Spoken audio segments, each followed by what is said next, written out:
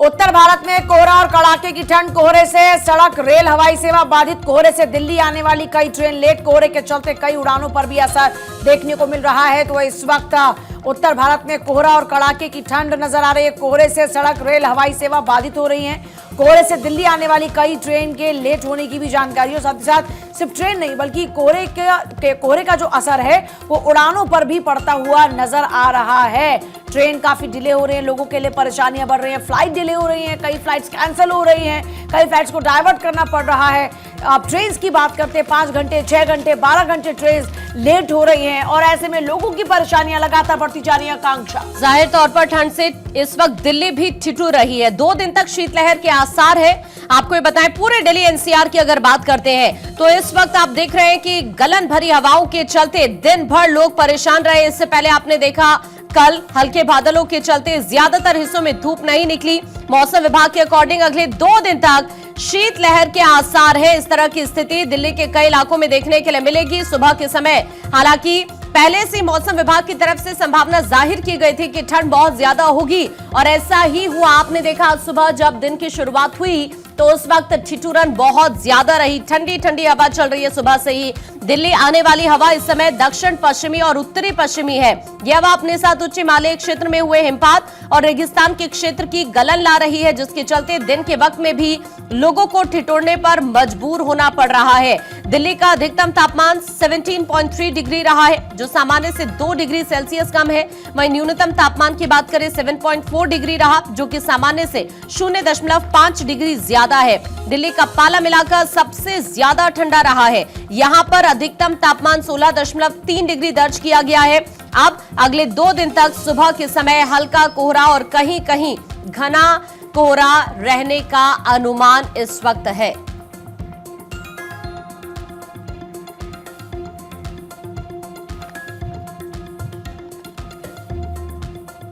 और इस वक्त हमारे तमाम सहयोगी हमारे साथ जुड़ चुके हैं। देहरादून से पंकज राणा हमारे साथ जुड़ चुके हैं, विशाल कुमार मुजफ्फरपुर से हमारे साथ जुड़ चुके हैं, धनंजय मंडल रांची से हमारे साथ जुड़ चुके हैं। इसके साथ ही हमारे साथ शिमला से रॉबिन शर्मा और लखनऊ से दाऊद हमारे साथ जुड़ चुके हैं। लेकिन सबसे पहले पंकज, आप ही के पास आते हुए बताइए, उत्तराखंड में मौसम का क्या हाल है? देहरादून में आज कितना टेम्परेचर हो रहा है?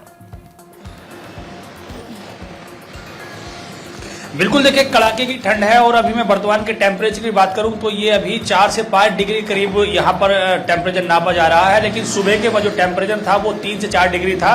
पर्वतीय क्षेत्रों में कई जगह जो टेम्परेचर है माइनस में चला गया है, क्योंकि पिछले 2 दिनों से केदारनाथ, बद्रीनाथ और यमुनोत्री, गंगोत्री के उच्च हिमालय क्षेत्रों में बारिश हो रही है। बद्रीनाथ धाम में भी बर्फबारी हुई है, उसके साथ साथ ही केदारनाथ धाम में भी बर्फबारी हुई है, जिसकी वजह से अब जो मैदानी क्षेत्र है वहाँ पर जो ठंड है वो बढ़ गई है। मैं अपने सहयोगी से कहूँगा कि वो तस्वीरें दिखाई किस तरह से जो शीतलहर है वो लगातार चल रही है। हालांकि देखिए आज ये राहत की बात है कि कोहरा नहीं है देहरादून में, लेकिन हरिद्वार, उधम सिंह नगर, नैनीताल, चंपावत क्षेत्रों में घना कोहरा छाया हुआ है, जिस वजह से विजिबिलिटी कम होने की वजह से लोगों को दिक्कतों का सामना करना पड़ रहा है। लेकिन देहरादून में शीतलहर चल रही है। मौसम विभाग ने कहा है कि कोल्ड डे 2 दिन तक घोषित रहेगा, यानी कि आज और कल कोल्ड डे घोषित किया गया है ताकि लोगों को ये सतर्क रहे, किसी तरह की दिक्कत ना हो। लेकिन शीतलहर की वजह से लोगों को आवाजाही में दिक्कतें हो रही है। इसके साथ साथ ही मौसम विभाग ने 6 जनवरी के बाद से प्रदेश के उच्च हिमालय क्षेत्रों में बारिश और बर्फबारी का पूर्वानुमान जताया है। जिस तरह से मौसम विभाग ने कहा था कि 31 को बारिश और बर्फबारी होगी, उसके बाद 1 तारीख को जो बद्रीनाथ धाम है वहां पर बर्फबारी हुई और 2 को केदारनाथ धाम में बर्फबारी हुई थी।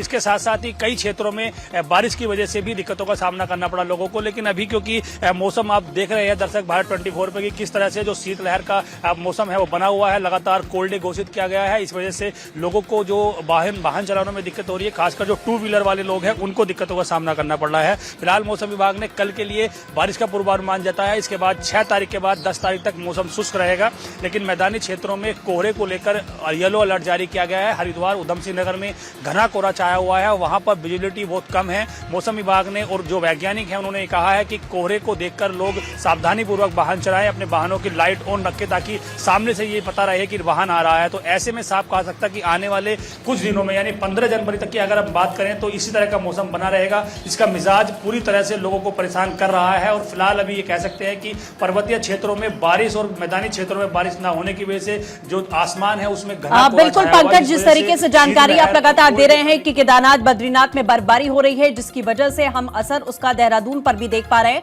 धनंजय का रुख करते हैं जो कि रांची से हमारे साथ में जुड़े हुए हैं। धनंजय, रांची के और झारखंड के खासतौर पर कुछ इलाके हैं जहां पर ठंड बहुत ज्यादा पड़ती है और आपने कल भी बताया था कि आगे अनुमान जताया जा रहा है कि भीषण ठंड को लेकर अलर्ट है। क्या अपडेट है आज? देखिए, भीषण ठंड को लेकर जो अलर्ट था वो साफ साफ दिखने को मिला। मेरे पीछे जो तस्वीरें देख पा रहे, घना कोहरा है। ये रांची का शहर का सिटी है जो आपको तस्वीर दिखाएगा, सहयोगी अरविंद आपको तस्वीरें दिखाएंगे। ये रांची सिटी में इतनी कोहरा, तब समझ सकते हैं ग्रामीण इलाकों में क्या स्थिति होगी। और लोग देखिए, ठंड से बचाव करने के लिए अलाव की व्यवस्था किया गया है। लोग पेड़ के नीचे आग लगाए हुए हैं और ठंड से बचने की कोशिश की जा रही है। शासन प्रशासन ने पूरे झारखंड में सभी स्कूलों को आज और कल बंद कर दिया है। काफी जो मौसम विभाग ने सतर्क येलो अलर्ट जारी किया था ठंड को देखते हुए। आज और कल 12वीं क्लास तक पूरी क्लास पूरी तरीके से ठप रहेगी। तो यानी जो ठंड है वो देखने को मिल रहा है, असर देखने को मिल रहा है। सुबह और शाम के वक्त घना कोहरा का अलर्ट जारी किया। 14 ऐसे जिले जहाँ पे घने कोहरे का अलर्ट जारी किया गया है और 8 ऐसे जिले जहाँ पे भारी शीतलहरी का अलर्ट जारी किया। तो समझ सकते हैं जिस तरह से ठंड जो झारखंड वासियों को सता रही हो, अभी करीबन 6-7 तारीख तक ऐसे ही ठंड का नजारा होगा और वो लोगों को देखने को मिल भी रहा है। तो तमाम जो तस्वीरें हैं पूरे झारखंड से ऐसे नजरें आ रही है। हजारीबाग, लोहरदगा, पलामू, गढ़वा, लातेहार, खूंटी, ये तमाम जो जिले जहाँ पे शीतलहरी का अलर्ट है और शीतलहरी के चलते लोगों को कहा गया है सुबह के वक्त ना निकले, यानी 8-9 बजे तक आप घर से ना निकले तो बेहतर होगा। और शाम को 5 बजे के बाद आप घर अंदर चले जाए। यानी जो तस्वीरें हैं ये पूरी लगातार 7 तारीख तक ऐसे ही नजरें आने वाली है। इसीलिए शासन प्रशासन जाहिर तौर पर आने वाले दिनों में ठंड में अभी और इजाफा जरूर देखने के लिए मिलेगा। आपके पास धनंजय वापस हम लौट रहे हैं। रॉबिन भी इस वक्त हमारे साथ है। रॉबिन, पहाड़ी इलाकों की अगर हम बात करते हैं तो खासतौर पर हिमाचल की बात करें, चूंकि इस वक्त शिमला में आप मौजूद हैं, यहां पर अभी मौसम का मिजाज किस तरह का है? अगर देखिए, हिमाचल प्रदेश की बात करें तो पूरा प्रदेश कड़ाके की ठंड में है। लगातार यहाँ पे ठिठुरन बढ़ रही है। रुक रुक कर ऊपरी पहाड़ों पर, खासतौर पर लाहौल स्पीति, कुल्लू और किन्नौर के जो ऊपरी इलाके हैं वहाँ पर रुक रुक कर बर्फबारी हो रही है। तो ऐसे में शीतलहर का असर पूरे प्रदेश में है। शाम और सुबह के वक्त बहुत ज़बरदस्त ठंड महसूस की जा रही है। बाहर निकलना मुश्किल हो गया। अभी मैं भी बाहर मौजूद हूँ तो यहाँ बहुत सर्दी जो है, शीतलहर महसूस की जा सकती है।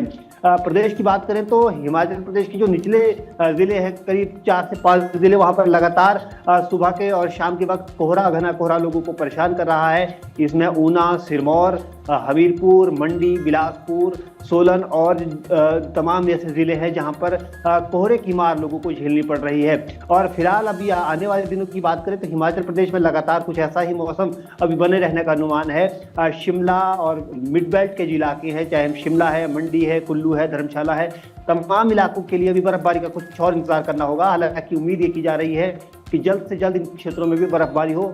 मौसम खराब हो तो ये जो शीतलहर है इससे भी थोड़ी राहत लोगों को मिलेगी, क्योंकि एक बार बर्फबारी तमाम इलाकों में होने के बाद मौसम इतनी सर्द पर नहीं रहता है जितना आजकल इन दिनों में महसूस किया जा रहा है। इसकी एक वजह यह है कि लगातार प्रदेश के अंदर सूखे की स्थिति है और ऊपरी पहाड़ों पर लगातार रुक रुक कर बर्फबारी हो रही है। तो ऐसे में शुष्क मौसम में शीतलहर लोगों को बेहद परेशान कर रही है।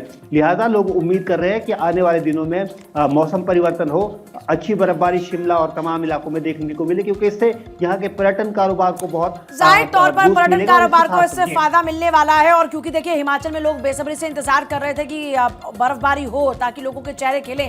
जल्दी से विशाल का रुख करते। विशाल, आपके पास क्या जानकारी है, वहां की क्या तस्वीरें हैं? निश्चित रूप से मुजफ्फरपुर और आसपास का जो जिला है वहां पे भी अब ठंड ने अपनी जो है काफी तेजी दिखा दी है, और जिसके कारण जो है लोगों की परेशानी बढ़ गई है। उसको देखते हुए कल जो है राज्य सरकार ने मुजफ्फरपुर सहित जो तमाम जिले हैं उसके स्कूलों को 8 तारीख तक, यानी 8 जनवरी तक 8 क्लास तक को बंद कर दिया है। उसके अलावा जो 8 से ऊपर के जो क्लासेज हैं या कॉलेजेस हैं उसमें जो भी एजुकेशनल एक्टिविटीज होंगी वो दिन के 10:30 बजे से 3 बजे के बीच होगी। इस बीच में अगर इसके बाद या इसके पहले किसी तरह की होती है तो एकेडमिक इंस्टीट्यूशन के अगेंस्ट में कार्रवाई भी की जाएगी। तो सरकार भी सख्त है कि ठंड से कोई प्रभावित ना हो, ठंड से किसी को नुकसान न हो। तो लगातार जो है तापमान में गिरावट हो रही है। उत्तर बिहार के 8 जिले भीषण शीतलहर की चपेट में है, खासकर पूर्वी चंपारण, पश्चिमी चंपारण, मुजफ्फरपुर, सीतामढ़ी और जो सुपौल, मधुबनी का जो इलाका है वहां पर हाई अलर्ट भी जारी कर दिया गया है। जो वहां के जो एडमिनिस्ट्रेशन मूवमेंट कर रहे हैं, जो ग्रामीण इलाके हैं वहां के जो ब्लॉक लेवल के एडमिनिस्ट्रेशन है वो भी तमाम जगहों पर नजर रख रहे हैं कि किसी की को नुकसान न उठाना पड़े। और मौसम विभाग ने भी 8 तारीख तक जो है लगातार मौसम इसी तरह का बने रहने और या फिर इसके तापमान में कमी होने की संभावना जताई है, जो कि न्यूनतम पारा 4 डिग्री सेल्सियस तक जा सकता है, जो कि बेहद कम है और इस साल का सबसे कम भी हो सकता है। तो कहीं ना कहीं मौसम विभाग का भी अलर्ट है और प्रशासन और शासन भी इसमें लगा हुआ है।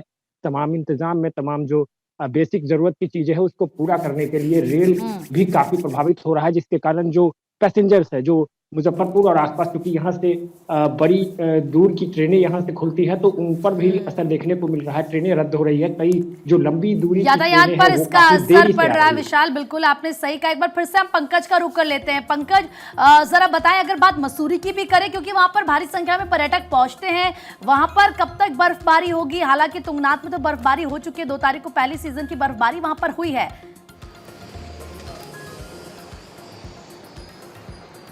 देखिए, मसूरी में पिछले 2 दिनों से लगातार जो पर्यटक हैं वो बर्फबारी का इंतजार कर रहे थे, क्योंकि मौसम विभाग ने कहा था कि 2 जनवरी की रात को इस क्षेत्र में जो हल्का एक पश्चिमी विक्षोभ है वो सक्रिय होगा और बर्फबारी हो सकती है। लेकिन जो नए साल का जश्न मनाने के लिए उत्तराखंड लोग आए थे, क्योंकि वीकेंड था पिछले 2 दिनों से, शनिवार और रविवार को लोग वहां रुके हुए थे, लेकिन बर्फबारी का उनको आनंद देखने के लिए नहीं मिला। ऐसे में अब मौसम विभाग ने कहा कि कल यानी 6 तारीख को जो एक पश्चिमी विक्षोभ फिर से सक्रिय हो रहा है, इसमें अगर बारिश ठीक ठाक हो जाती है तो मसूरी, नैनीताल की उच्च हिमालय क्षेत्र है और इसके अलावा ओली और साथ साथ ही चक्राता के जो पर्यटक क्षेत्र हैं वहां पर हल्की फुल्की बर्फबारी हो सकती है। तो उनको पर्यटकों को थोड़ा आनंद उनको मिल सकता है। लेकिन क्योंकि अभी ऐसा नहीं कर सकता, क्योंकि मौसम विभाग ने कहा है कि ये जो 6 तारीख का जो पश्चिमी विक्षोभ है बहुत ज्यादा सक्रिय नहीं है, इसमें जो उच्च हिमालय क्षेत्र है वहां पर हल्की फुल्की बूंदाबांदी और कहीं कहीं बर्फबारी हो सकती है। तो जो बद्रीनाथ का क्षेत्र है वहां पर बर्फबारी का पूर्वानुमान है, केदारनाथ, यमुनोत्री, गंगोत्री क्षेत्र में बर्फबारी का अनुमान है। लेकिन क्योंकि जो मसूरी है वो 2500 मीटर से अधिक ऊंचाई वाले क्षेत्र पर मौजूद है और जो